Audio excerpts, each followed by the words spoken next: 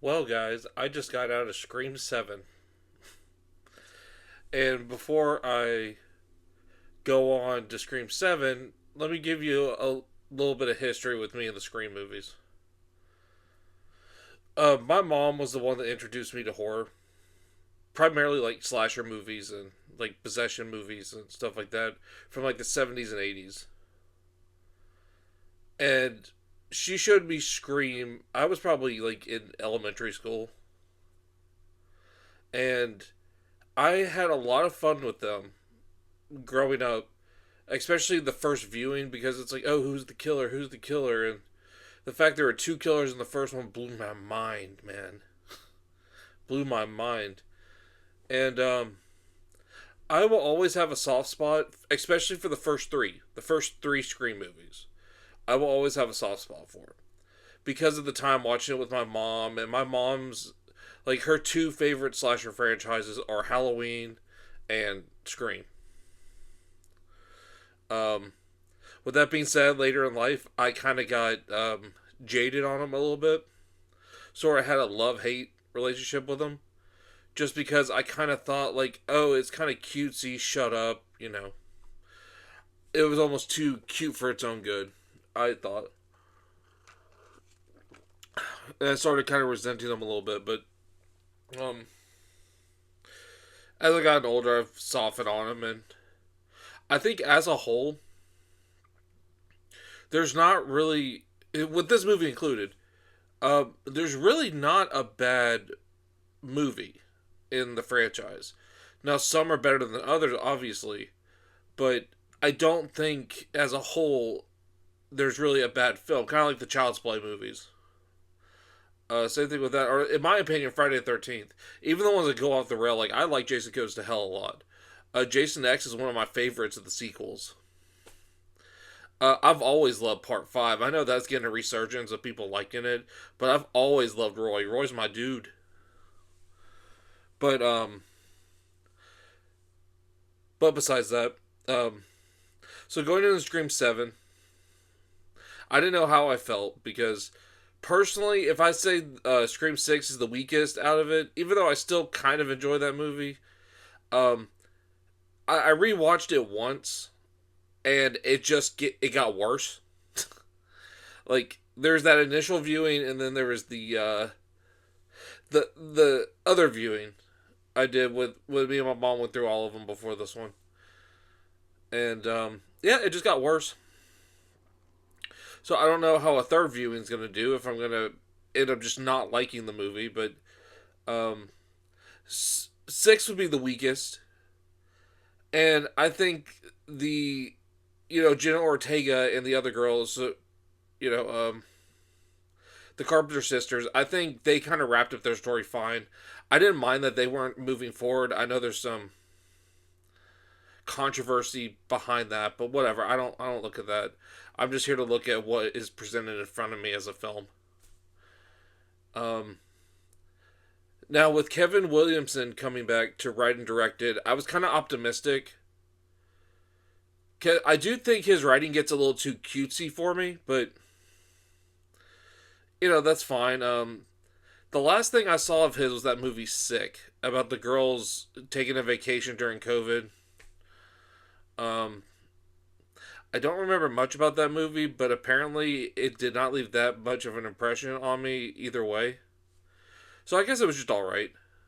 Um, and of course, Nev Campbell came back, which is cool. What she did great in this movie. She's great in it. Courtney Cox is here. I think it has been spoiled. Matthew Lillard is in the movie. I'm not going to tell you how he's in the movie, but he's in the movie. And just a heads up, I'm not going to spoil anything. I'm going to try to tiptoe around this where I don't spoil anything because I don't go see the movie. I'm not here to ruin it for you. But overall, I thought it was just okay. Um, Unlike all the films leading up to this one, where it was always a commentary on slasher sequels, trilogies, remakes. What was the fifth one? the legacy sequel, and then like the sequel to the legacy sequel, which I thought six kind of stretched that one a little bit. Like that's not really that big of a thing. Um, this one isn't commentating on anything, which almost kind of makes it feel pointless to a degree. Um, it's like I said, it's just okay. I'm kind of trying to think what I could talk about without ruining it. Um, didn't think this through that much.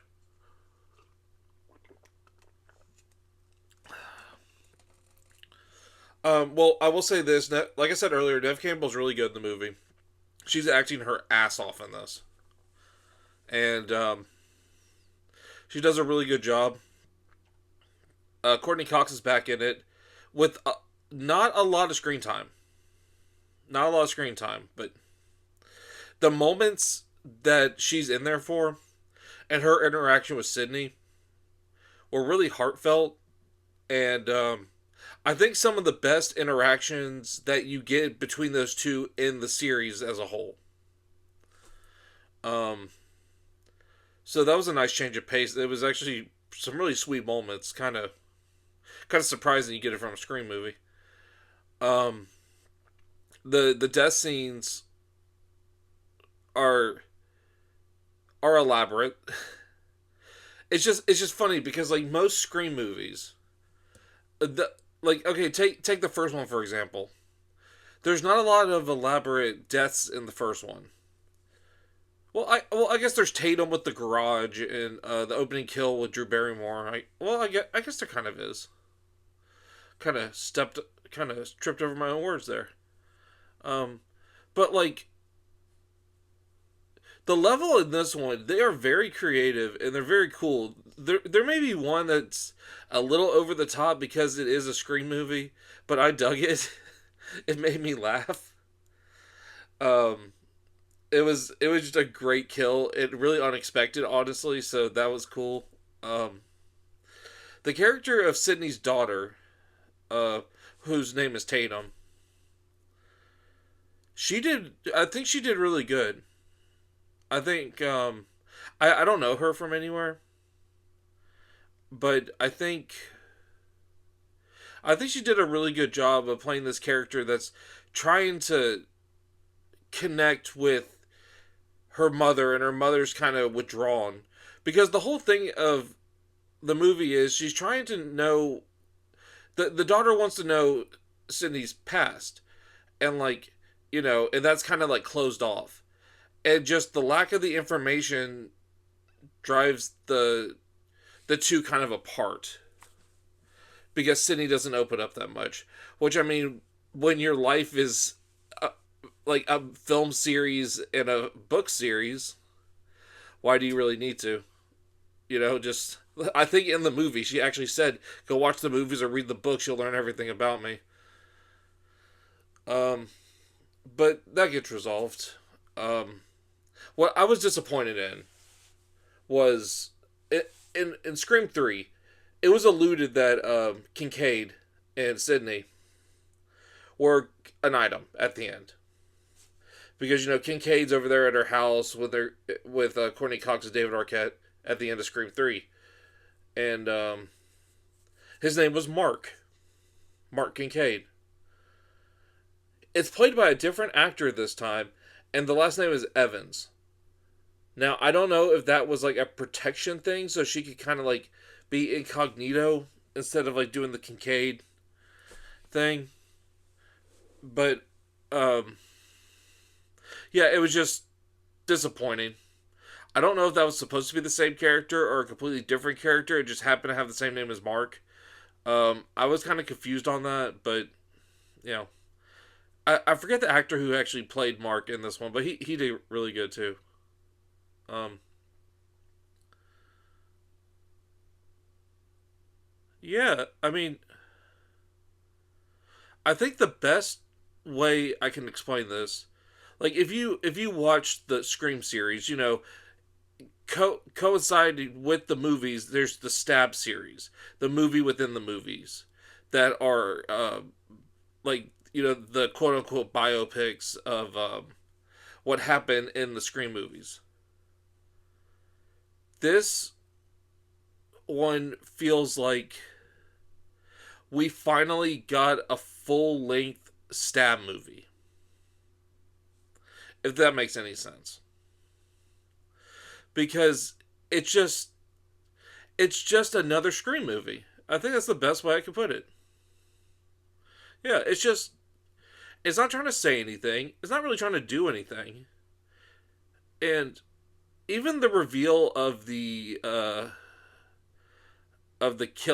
killers, I'm not going to spoil it. Um is it 1? Is it 3? Is it 4? Who knows? Um the reveal at the end, I didn't really get the motive behind it, because again, the last few movies, it was all kind of tied to the stab movies. Like, the fifth one, Scream 5. The killers in that were obsessed with the Stab franchise, and they were mad about how Stab 8 came around, so they wanted to reboot it and do it by themselves to make a better movie. Or give inspiration to make a better movie, I should say. And then in Scream 6, it was almost kind of like, well, in Scream 5 too, it was about like fanboy obsession. It's all revolved around the Stab movies. And this one is not really revolved around anything except for Sidney Prescott, which I guess all of them really are except for 6. It's all about Sidney battling her trauma with all of them. But the I don't know. It's just like, it's kind of a nothing movie. Like, okay, this is a really bad comparison. This is a really bad comparison, but I'm going to make it anyway. Now, I do greatly like this movie way more than the one I'm about to mention. So keep that in mind. This kind of reminds me of the I Know What You Did Last Summer Legacy sequel that we got last year. Because it feels rushed. It feels like there were some rewrites in there somewhere. Which, I mean, it could be. I didn't really follow the production that much. I just kind of heard some things and that was it, And again, Scream 7, 1,000 times better than the I Know You Did Last Summer. And I don't... It's just another Scream movie. I don't know if going forward I don't know what they could really tackle except for Ghostface trying to get Sidney again. It's kind of like the later sequels in Halloween where Michael's trying to kill his family lineage. Now they're trying to get all of Sidney's family lineage. Like Sidney and her lineage. So I don't know how it's going to play out if there is a sequel. I know the reviews are not that great on this, but I will defend the movie a little bit. I don't think it's as bad as people are saying. I think it's just... I mean, you're at part 7 at this point.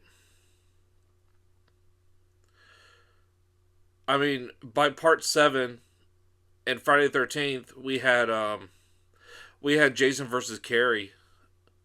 That's something cool. Nightmare on Elm Street, we had New Nightmare at this point. Children of the Corn, we had... No, I'm just kidding. I don't even remember what the second one was, or the 7th one was. I know the 6th one is 666, or Return of Isaac. They were just waiting to have a 6th one to do that. And then the Hellraiser one, it's not Hellworld. It's the one before Hellworld. That's the 7th one. Is it Deader? Ugh, I don't remember. But what I'm saying is, to me, I think they should have stepped up their game. Besides the kills are fun and over the top at times, but I think they should have done something different. And I'm sorry, But I am tired of all these legacy characters coming back. Some of them are kind of fun. I'm not gonna spoil who it is because like some of this wasn't really released.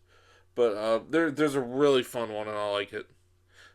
Um, but it's just enough already, man. Just tell a story. Like, quit doing this fan service bullshit. Oh, and speaking of that, there were several fucking times in this movie where Sydney was reminded that she did not help with the ghost face attacks in New York. Several times. Like, I'm saying, like, so many times it got fucking annoying. It's like, we get it. You didn't pay her enough, so she didn't do it. My mom said there should be a blooper where she's like, well, they didn't pay me, so. But yeah, would I recommend this? Um, if you're a diehard Scream fan, you're gonna see it anyway. If you're on the fence about the Scream movies, I'd say wait till it's streaming. Um, I I had fun, but the movie does drag at times. I feel. I feel it really drags at times, but then it starts picking up again and it gets my attention. But if you're a diehard Scream fan, you're gonna see it in the theater anyway. Do it with a packed house because we had a packed house and it was fun, like wild ass crowd. So it was fun. But other than that, I'd say wait to streaming.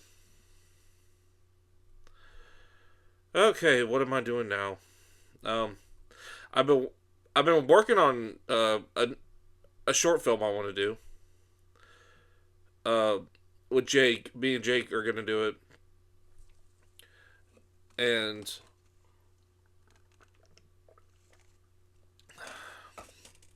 I got it mostly written. I'm working on the next box for tape here and there, and then also I bought another thing of movies so I can do the new show Blind Buying.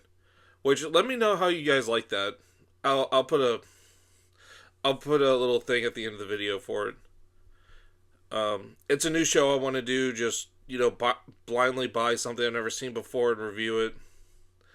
The first episode was kind of a test to see if I wanted to do that. And I think I do. Just get some more stuff on the site or on the channel.